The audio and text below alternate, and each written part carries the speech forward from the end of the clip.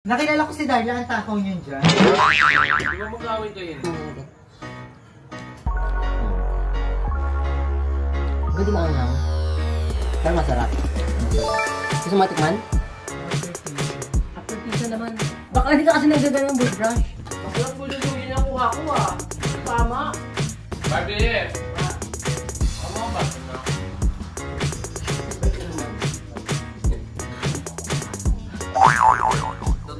Dapat mo muna ka, di ba?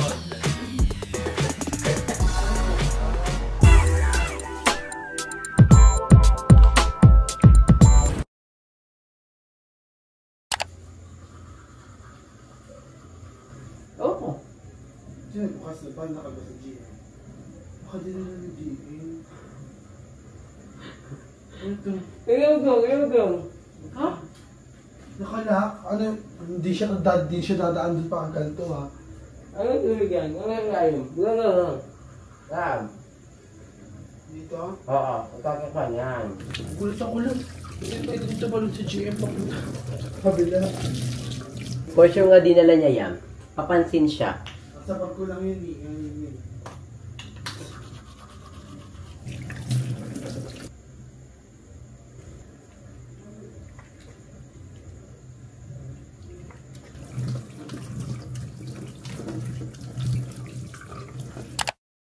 Meron tayong dalawang parcel. At ang parcel na to is cellphone. Dalawang cellphone pasabog. Itong cellphone na to para kay mama. And yung isa para sa pamangkin ko si Sairin. Nagbili na ako kasi nga si Sairin nag-aaral. Tapos wala siyang cellphone. So kapag meron silang assignment, hindi siya nakakagawa. Kaya ayun, sabi ko, si Sairin talaga mas kailangan niya. Before naman, nung grade 7 ako, may cellphone na ako. Pero, hindi ko alam kung may cellphone ako. Pero feel ko may cellphone ako. Oo, may cellphone ako, yung grade 7 ako. So, alam mo yun, pag nag-aaral ka, tapos wala kang cellphone, nakakaano, parang hindi ka na-encourage mag-aral talaga. Tsaka sa rin kasi yung pamangkin ko, marami siyang assignment. So, kapag may assignment siya, minsan hindi niya nagagawa kasi nga wala siyang cellphone. Tapos, mayroon pang time before nung kumasok siya ng school, pagpasok niya ng school, wala palang pasok. Nag-chat daw sa GC nila. Yung pamangkin ko naman, walang cellphone. So, alam mo yun, nagsayang na siya ng pamasahe. Which is, doon ako napaisip na kailangan na ng pamangkin ko ng cellphone. Kaya ito, matagal na talaga itong bibilan ko siya. Sadya lang. Hindi ako makabili-bili kasi, alam niyo naman, may pinagkakagastusan tayo. Saka si Sairin kasi, minsan nakakairam siya ng cellphone sa mama ko. Yung cellphone naman kasi ng mama ko, is binigay niya sa isa kong pamangkin. Which is, ito yung bago niyang cellphone. Unbox natin sila. Dapat ito is sa may bahay namin ma-deliver. Pero nagulat ako, nung pag-check ko, dito naka-address sa bahay nila madam. So sabi ko, mama, kailangan ko muna ng Cavite dahil doon i-deliver yung mga camera nyo. Ay, yung cellphone nyo ni Sairin. So yun. Punta ko dito. Ayan. Itong cellphone na to is kay mama. Kay mama to. Android lang to lahat. Huwag kayo ma-expect na bongga siya. May warranty siya, oh. Ayan, nabili to ng 5,999 pesos. Infinix siya. So, ano siya? Parang ito siguring warranty. Ay, oo nga, warranty nga nila to.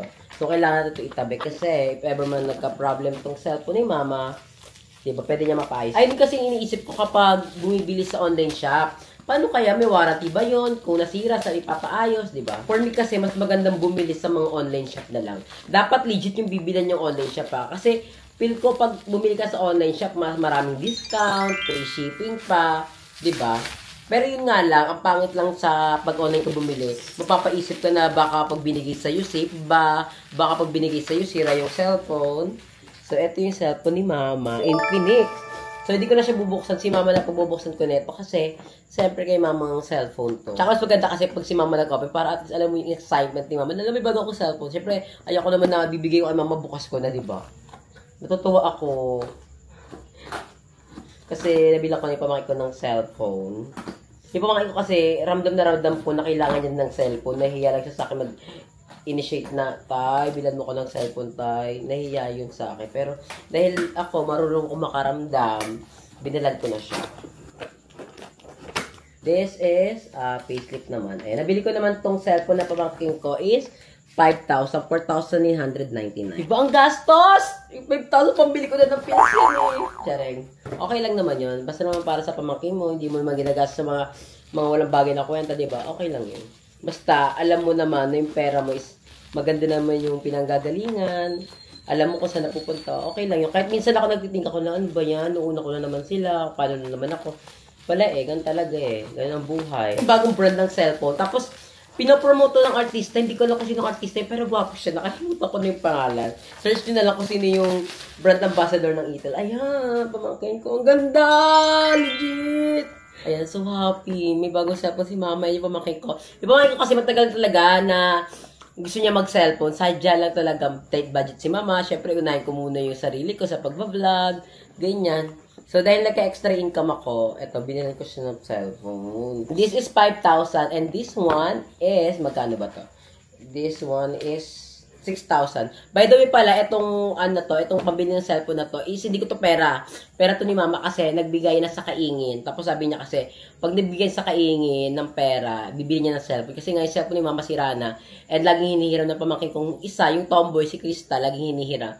So, pag sabi niya, pag nagkaroon daw sa kaingin daw, nabigay niya ng pera, ayun, bibili niya ng cellphone. Tapos, yung cellphone niya, yung magbibigay sa pamangkin ko. Tapos, ito, binilan ko na yung pamangkin ko para di sila mag-away, di sila magkatampuhan. So, para lahat happy-happy. Sa kaingin kasi, may natanggap si mama na pera, ayuda. Tapos, meron pang bigas na 25 kilos. Kasi, yung mga simbahan doon, yung kalsada namin doon, binayaran kasi yung part yun ng babayaran sa, So, minakuha si mamang 6,500. Yung iba, merong natanggap na 7,000.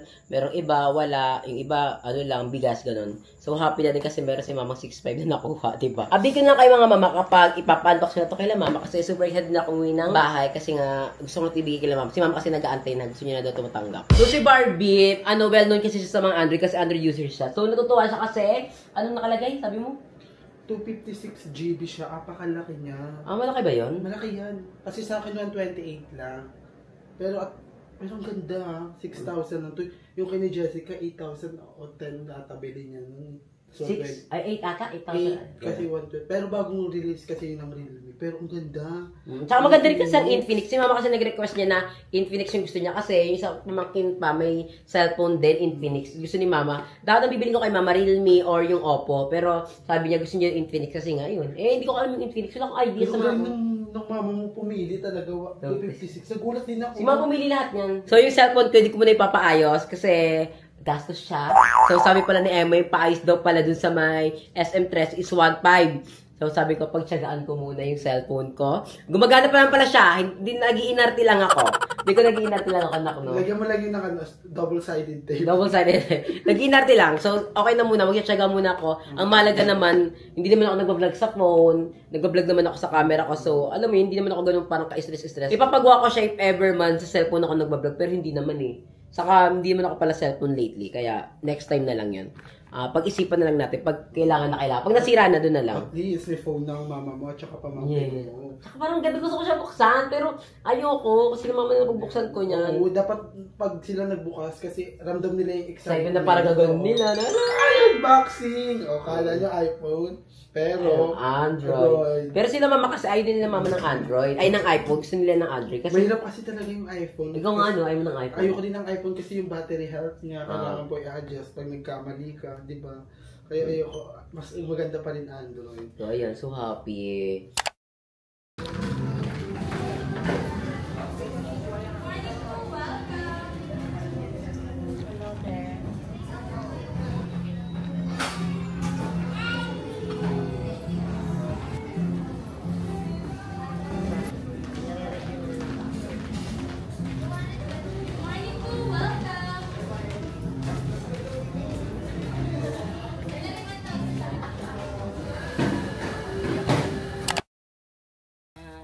Dapat si Sarah pag- Ay, guys! Ganda ba? Gusto ko talaga green. Ang ganda. Green man, pero akala ko pati na ito doon. Ayan naman. Wow!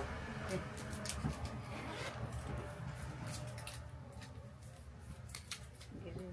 Ang ganda mo. Paborito ko kasi green. Ang ganda ng kulay. Kasi Siren ba? Green or black? Ay, Leng! Isip na si Mama. Sakaling ko to si Aya. Sakaling ko na lang to. Ayaw. Magdamit ka bago Hindi kasi nga ni ganyan. May case na libre ma. Oh, damit talaga yan. Ay, matigas. Pangit yan. Hindi dito. Maganda pag may Kailangan kiss. malambot. Bakit? Maganda pag matigas Pag nahulog Hindi yan, epektado to.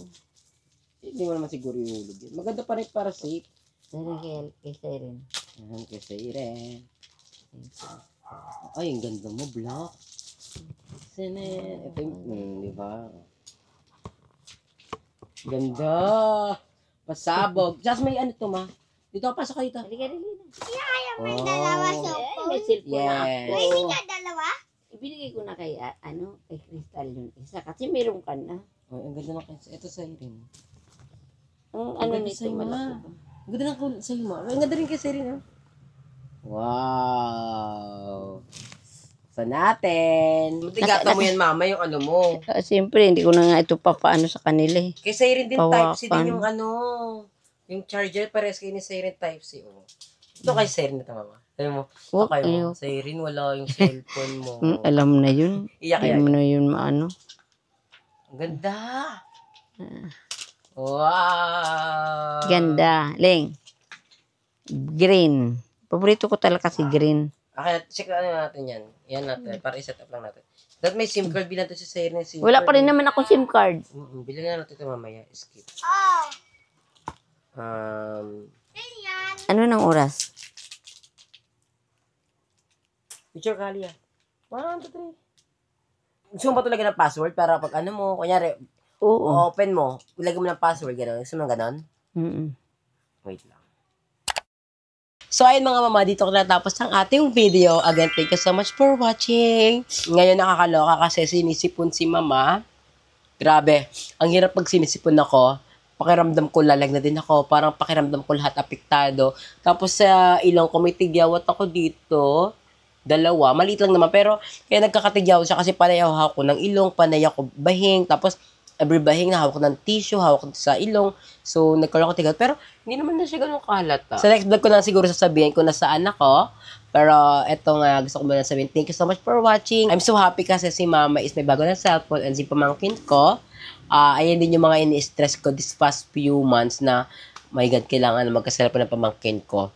Kasi nga, matagal ko na talaga pinaplan na magka-cellphone siya. Pero, hindi natutuloy. Yung nakarang umorder ako, hindi siya na-deliver kasi yung Shopee account ko is bigla kong na-log out tapos di ko na matandaan yung password niya.